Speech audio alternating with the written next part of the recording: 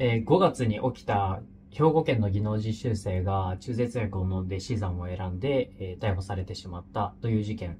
前回お話ししたんですけれども、それの続きが分かったので、それの話をして、私が考えていることをちょっと共有できたらなと思います。まずその事件についての説明を簡単にさせていただくと、5月頃に起きた事件です。兵庫県の技能実習生のベトナム人の女性が妊娠をしてしまったと。その時に得た情報で、妊娠をしてしまったら技能実習生は国に帰らなければならないという情報を見て、ネット経由で中絶薬を購入。その後服用して、死産を選んで、トイレに流した。そのトイレに流された赤ちゃんですね。が見つかって、逮捕に至った。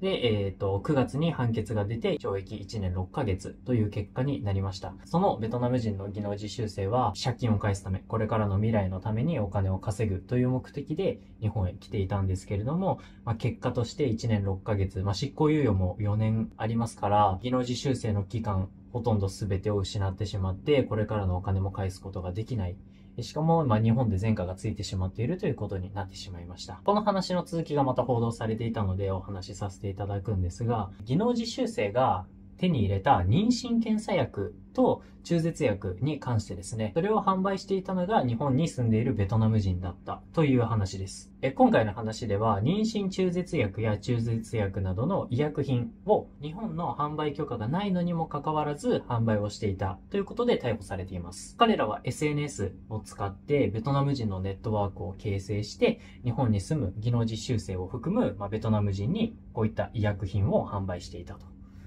本人たちは容疑を否認しているという形でニュースに出ていたんですが、最初にお話ししたベトナム人の女性の技能実習生がベトナム人から購入したという履歴も見つかっているので、間違いないんじゃないかなというふうには、ニュースではなっていました。今回のこの事件で私が一番感じたのは、やはりネットワークの力でデタラメな情報が回っていたんだなということですね。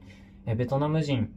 日本にはかなり多くいます。技能実習生の人数のランキングでは中国、ベトナムという形でベトナムは2番目に多い。さらにここ数年でかなり増えてきているので、日本に住んでいる技能実習生を含むベトナム人はかなり多いです。今回逮捕されたベトナム人も無職という形で働いてはいないということだったんですね。すべてのベトナム人が技能実習生や特定技能のように、何かしら目的を持って働いているベトナム人ではないということです。前回の動画でもお話ししたんですが、やはり言語が通じないと頼れるところっていうのはネットワークを通じた母国語を話せる人たち。ということになってきます。これは私もインドネシアで非常に強く感じているところです。死産の事件の時におかしいなと思ったところは、どうして最初に正しい情報が得られなかったのか。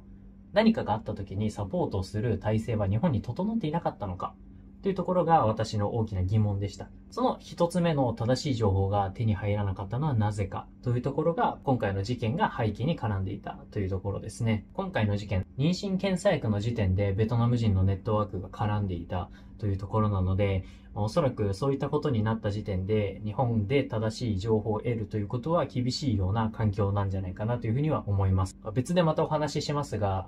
昨年技能実習生が約9000名失踪した。それは不当な扱いによる失踪ですよね。そういったところから失踪する技能実習生も9000人もいます。ベトナム人の女性技能実習生ももしかしたらそのような苦しい状況にいたのかもしれません。事実はまだわからないですが、日本の中でそういった悲惨な、悲しい、不当な扱いを受けている、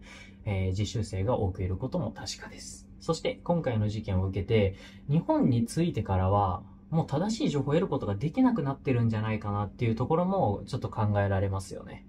いざ日本に着いたら日本語が話せない人たちは先ほど言ったように母国語のコミュニティに属すると思います。もちろん日本語に興味がある人、日本で働きたいという意欲を最初から持っていて働きに来ている人は日本語を勉強するなり日本人のコミュニティ、会社のコミュニティに少なからず属するとは思いますから、こういったことにはならないとは思います。ですが、技能実習生を教えていて強く感じるのは、日本へ行くまでに数ヶ月しか勉強してないんですね。数ヶ月の勉強というと、ゆっくり話してもギリギリ話せるか話せないか。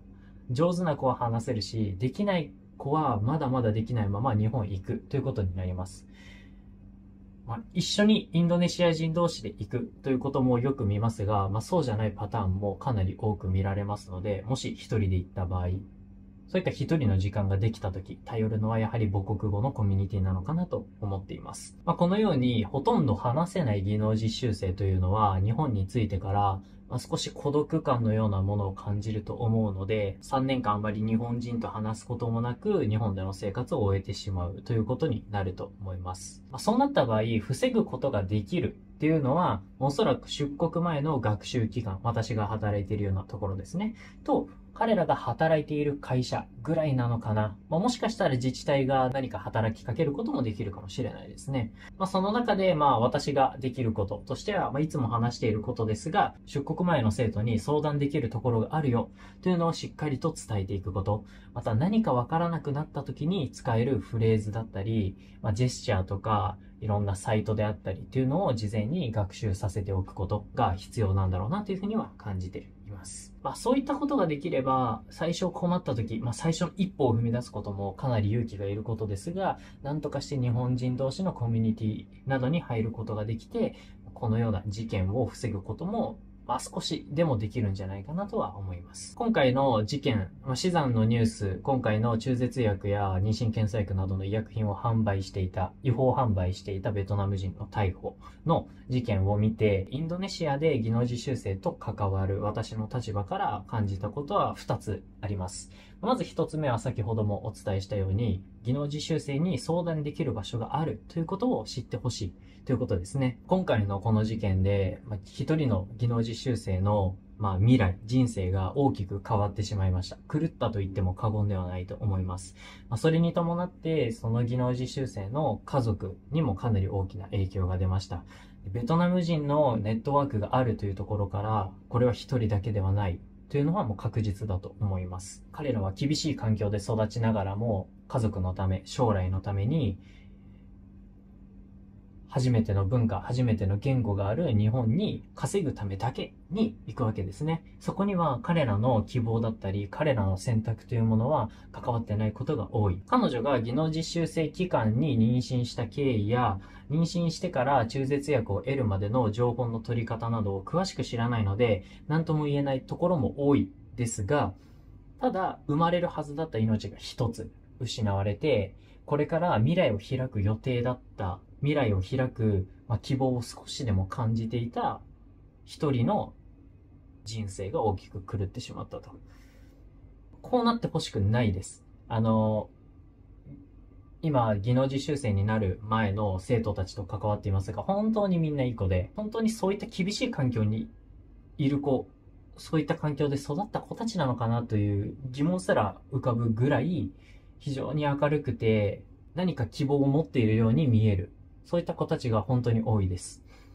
そういう技能実習生で働く、日本で働く人たちには相談できる場所があるよ。困った時にまず助けを求める場所があるよっていうのをこれからも伝えていかなければならないと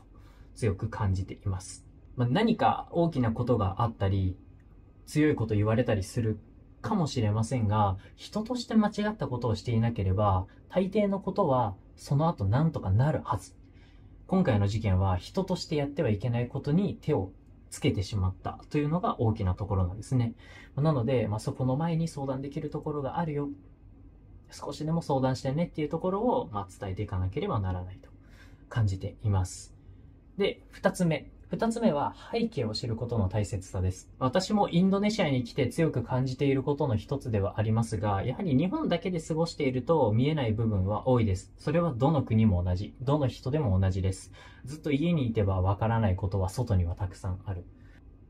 見た目や育った環境、どこで生まれたかで、その人を判断することは 100% できないです。このように人を理解するというところは表面的なところではできません。さらに今の時代、日本でもそうですし、世界中でいろんな国籍の人、いろんな人種、いろんな宗教を持った人、言語、文化、いろんな人が一緒に過ごすことが普通になってきている時代なんですね。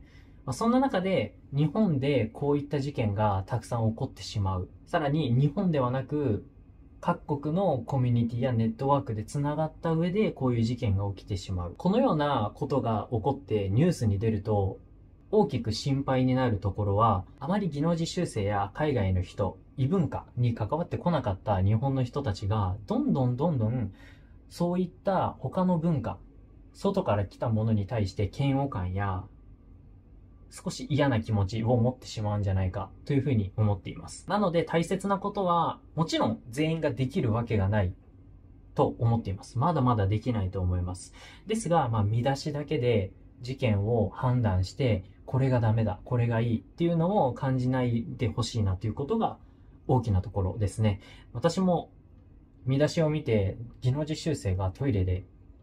死産を選んで流した事件っていうのを見て、最初よくわからなかったので読みました。読んでいくと、どうやら本質はそこじゃないと。悪いところはそこ以外にもあるんだな。何に注意しなければならないのか、何を考えなければならないのかっていうのが見えてくるんですね。なので、こういったところを私も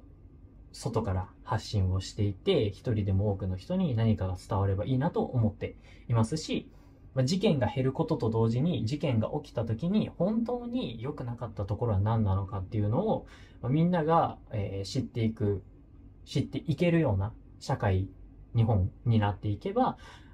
すごく嬉しいなと。悪意も何も持っていない。ただ純粋にこれからのために働きに出る